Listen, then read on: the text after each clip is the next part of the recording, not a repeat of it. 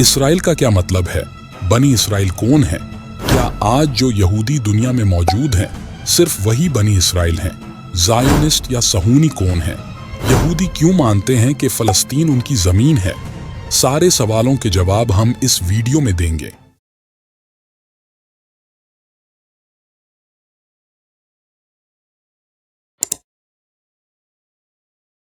आज से लगभग 4000 साल पहले हजरत इब्राहीम अलैहिस्सलाम कनान यानी आज के फ़लस्तीन में जाकर आबाद हुए। उनके दो बेटे थे। बड़े बेटे हजरत इस्माइल अलैहिस्सलाम जो मक्का में आबाद हुए और दूसरे बेटे हजरत इसहाक अलैहिस्सलाम जो फ़लस्तीन में ही आबाद हुए। हजरत इसहाक अलैहिस्सलाम के एक बेटे हजरत याकूब अलैहिस्सलाम थे जिनका लक़ब इसराइल था। हजरत याकूब अलैहिस्सलाम के 12 बेटे हुए।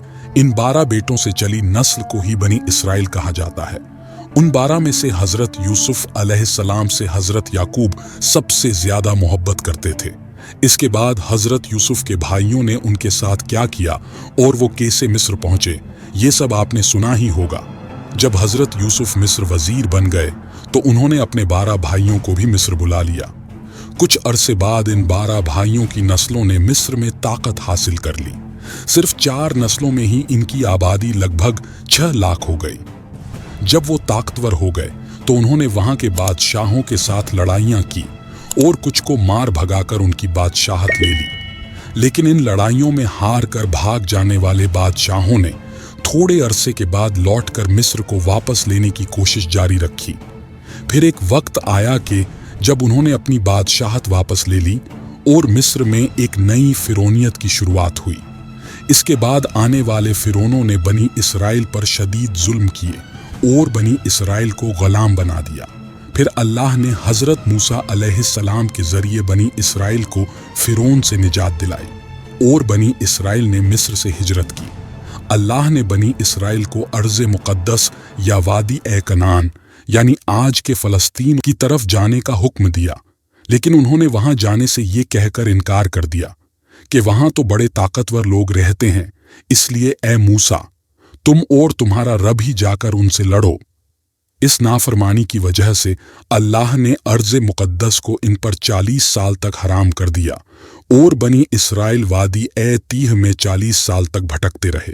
फिर हजरत दाऊद अलैहिस्सलाम ने जालूत को हराया और अर्ज़ मुक़द्दस को फतह किया। हजरत दाऊद अलैहिस्सलाम हजरत याकूब के 12 बेटों में से यहूदा की नस्ल में से थे।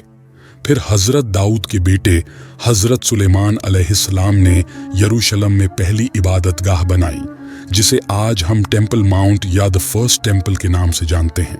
थोड़े वक्त बाद बनी इसराइल के इन कबीलों में आपस में फसाद हो गया और 12 में से 10 कबीले अलग हो गए और 2 कबीले यहूदा और बिन्यामीन एक साथ बाकी रहे।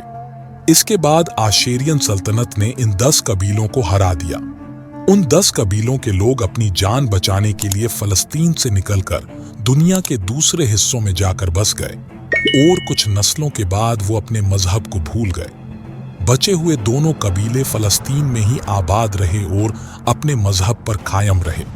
चूंकि इन पर यहूदा कबीले की हुकूमत थी, इसलिए इन दोनों कबीलों को यहूदा के नाम से पहचाना जाने लगा और इन्हीं की नस्लों को हम आज यहूदी कहते हैं।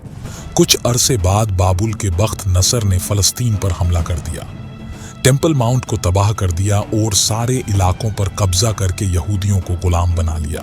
फिर तकरीबन 60 साल बाद जब ईरान के साइरस ने बाबुल को फतह कर लिया तो ईरानियों ने बनी इसराइल को रिहाई दी और वापस यरूशलेम जाने की इजाज़त दे दी। इस तरह बनी इसराइल ने एक बार फिर से यरूशलेम को आबाद किया और फिर से टेम्पल माउंट को तामीर किया, जिसे हम द सेकंड टेम्पल के नाम से जानते हैं। थोड़े वक्त बाद फिर से यहूदियों ने सरकशी शुरू कर दी और अल्लाह के अहकामात की खुली नाफरमानी की। अपने आने वाले नबियों को ठुकराया, उनको कत्ल किया। इसी दौरान यहूदियों ने हजरत ईसा अलैहिस्सलाम को भी नबी मानने से इनकार कर दिया और उनको सलीब पर लटकाने की कोशिश की, जिसकी वजह से अल्लाह ने यहूदियों को एक बार फिर से सजा दी और सेकंड टेम्पल बने जाने के लगभग 600 साल बाद रोमन सल्तनत ने फ़लस्तीन पर हमला करके पूरे शहर को तबाह कर दिया। टेम्पल माउंट एक बार फिर से बर्बाद हो गया और आज तक दोबारा नहीं बनाया जा सका। रोमन्स ने यहूदियों को फलस्तीन से निकाल दिया। इस तबाही के बाद यहूदी दुनिया के अलग अलग मुल्कों में जाकर बस गए। इसके बाद इन्होंने दुनिया में भी सरकशी दिखाई। जहां भी इनके पास थोड़ी ताकत आ जाती तो ये दूसरों पर जुल्म शुरू कर देते, जिसकी वजह से इन्हें हर जगह से निकाला गया। यहूदियों को इनकी आदतों की वजह से हमेशा अल्लाह के गजब और दुनियावी जिल्लत और रुसवाई का सामना करना पड़ा।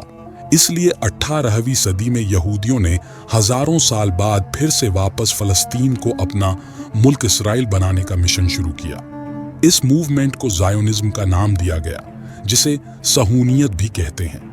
यहूदियों का ये ईमान है कि फलस्तीन को अल्लाह ने हजरत मूसा और उनकी कौम को दिया था, लिहाजा ये ज़मीन आज यहूदियों की है। आखिरकार बहुत सी साजिशों के साथ ज़ायोनिस्ट यहूदियों ने 1948 में इसराइल मुल्क बना लिया, जहां वो आज भी फलस्तीन के लोगों पर जुल्म कर रहे हैं। मगर दुनिया के सारे यहूदी ज़ायोनिज्म को सपोर्ट नहीं करते हैं और वो आज भी इसराइल मुल्क बनाए जाने की मुखालफत करते हैं। यहूदियों का ये ईमान है कि उनका मसीह आएगा और बनी इसराइल के 12 कबीलों को फिर से इकट्ठा करेगा। वो हजरत ईसा को झूठा मसीह मानते हैं।